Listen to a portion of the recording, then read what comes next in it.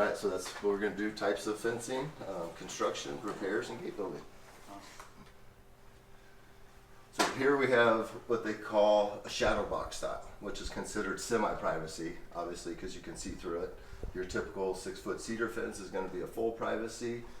Chain link, which is just kind of containment perimeter fencing, and ranch rail, which kind of serves the same purpose, but for larger areas. And I threw this in because that's kind of increasingly more popular, is the horizontal style pickets. You don't see that very often, but it's out there. Is there another name for the shadow one? What'd you call it? Shadow box? Shadow box. I haven't heard that one. I heard like of the Jack and Jill. Somebody called it that one time. I've never heard that. That's not a real thing. No one says it. I didn't never know what it was called until somebody told me that. I was like, oh, that sounds about right. Okay. And then if you would go to the next slide, please. We have a couple other types, and I put these ones separate intentionally. Your split rail and your vinyl fence. And those, I put them separate just because the way you build them is a little bit different than you would a typical fence. Next slide, please. All right, for new construction, locates is a great idea. If you don't do it, you're going to find something that you wish you didn't find, and then it'll make you have a bad day. If you don't do locates, like if we're doing a repair, just be very aware of what is around you. If you're in an older neighborhood, you're going to have like phone lines above you, power lines. That'll kind of take that stuff out of the equation. But most new home areas, everything's going to be underground. Electrical and water should be like 4 feet underground, but not always. You will find coax lines from Quest, or CenturyLink, I guess, Xfinity. Those are almost always put in between the houses, like right at the dividing line, right where your fence is going to go. So be aware of that. And then look for signs like the overhead utilities, green boxes in the backyard. I'm sure everybody's seen those, just the little rectangular green metal boxes. That would be a good indicator that you're going to have something close. Sprinkler systems, if it's a finished yard, there's a good chance you will find sprinkler lines. Cheap enough to replace, easy to replace, but a pain to go to Home Depot just to get those parts. Who do we call for locates? You should call 72 hours ahead because it's going to take them that long to get out there and mark them. Yep. And 811, if you don't know, that's what you call. All right, then you want to use a string line and stakes to go from point A to point B for new construction. So there's no existing fence. You say, okay, this is where the homeowner wants it. Put a stake in, run your string line, dig right next to that string line. And then you'll set your post, and you want to dig your holes 24 to 30 inches deep and space the distance of your rails. Toenail versus face nail. I prefer to face nail, and I meant to bring in some visual aids to make this a little bit easier, but if you imagine your post and then the rails coming onto the face of that post and touching in the middle, that is the more secure way as opposed to toenailing where your rails will just butt into the post. So it's definitely a more secure connection. And I like to screw my rails to the post because then if you have a post repair down the road, it's going to make it a lot easier on you to swap that out. If you have nails in the rail to the post, it's going to chew up that rail a little bit trying to get those nails out, and chances are it's going to split the wood, because that rail is going to be half rotten when you're doing the repair. And always use a tarp to bag or bag your dirt. You want it to look like you'd never been there when you're done with the project. If it's not finished landscaping, by all means let that dirt fly. Let it sit where it lands. And then you want to set your posts about 7 to 10 inches apart, or 7 feet 10 inches apart, rather than an 8. If you push it at your full 8, then there's a chance you're going to be having to go back and get some 10-foot rails because you overdid it and your 8-foot rail now doesn't fit. Be aware of slope because it will change the distance. If you go through and you set your post and have everything measured out, but you're on a hill, well that hill just changed the distance at the angle. So if you're laying out on a slope like that, measure from the ground to your next hole. Don't go in the air.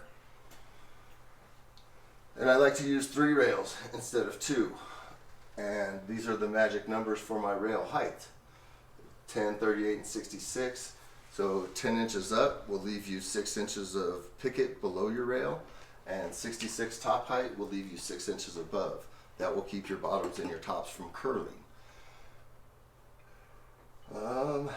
Let's see, 3 rails, and same thing with that middle rail, it'll keep that middle in place. It'll keep it from bowing out and keep your pickets from getting wonky over time.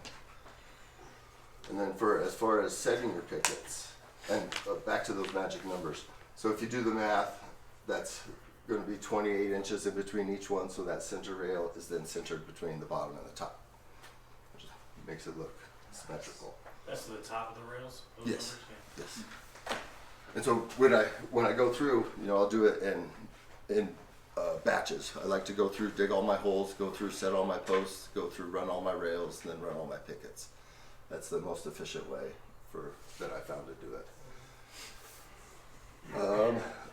And so then you go through and mark all your posts at those heights. And so then when you go to run your rails, you already have a mark, and you can just kind of put it up there, screw it off, onto the next one.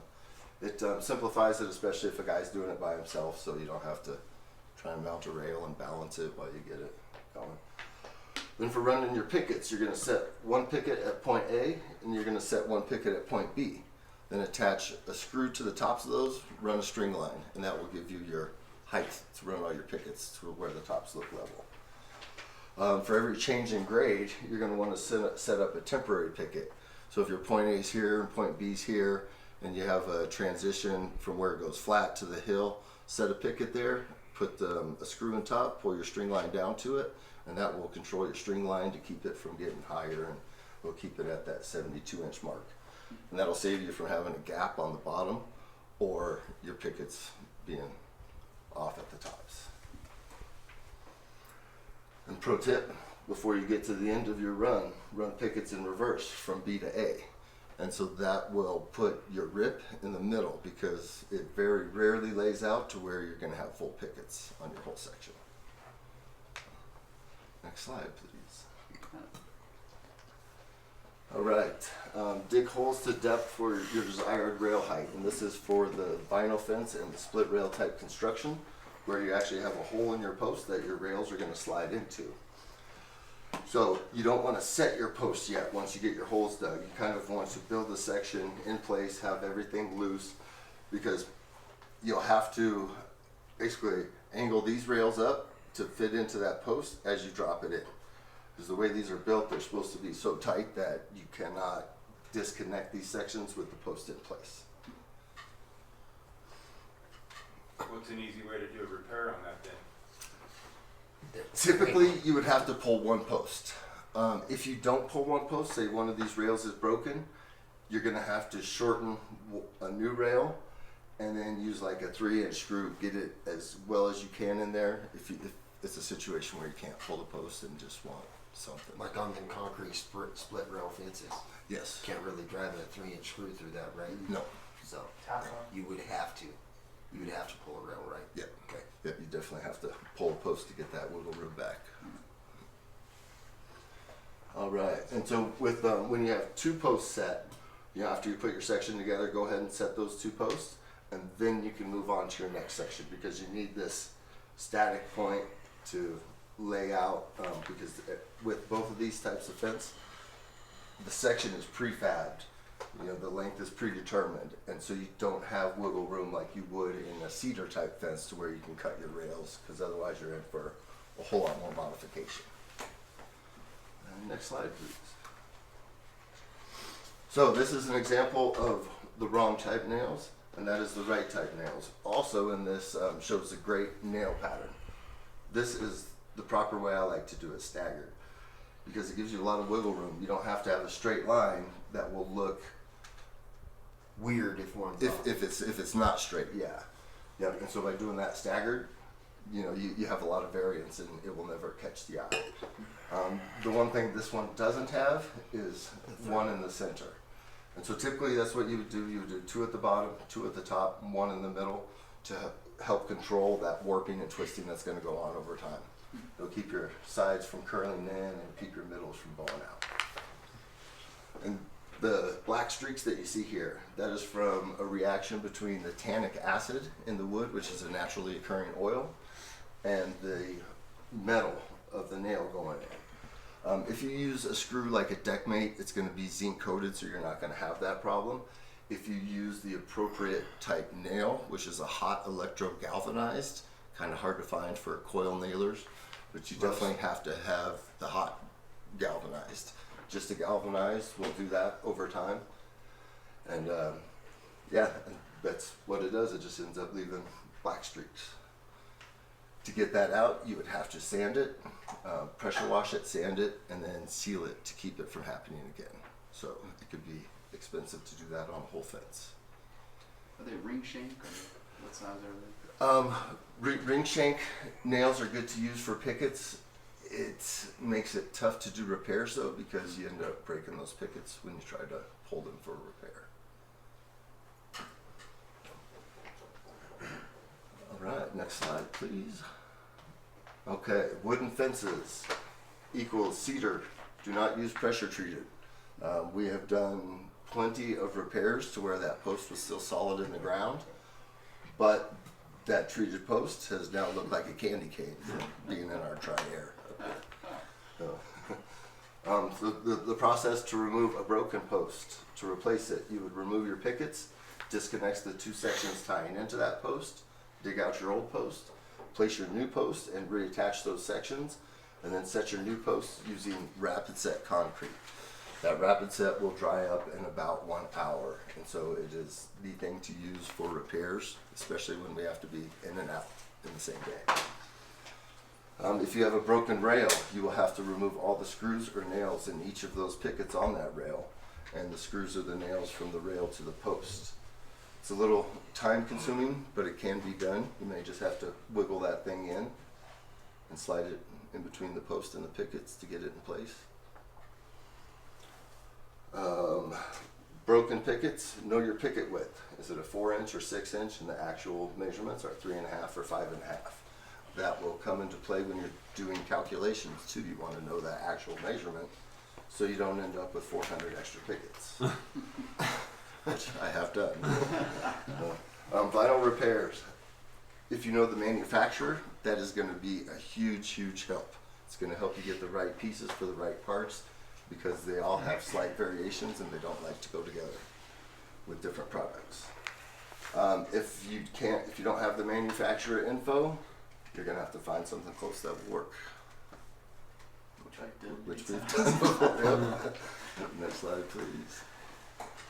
All right, gate building. This is just gonna be real quick. You probably won't be able to build a gate on your own after this, but hopefully you can. But this is what they call a Z-brace.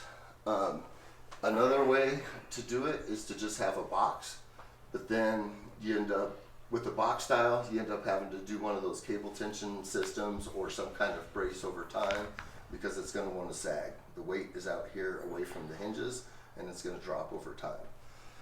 The Z-brace goes from your bottom to your top just to help support those and help keep it from wanting to sag from the non-hinge side over time. And those are your major components, is your hinges, your latch. Sometimes there'll be drop rods like you see here for double gates. Is that one we built, Chris? Nope, it's not.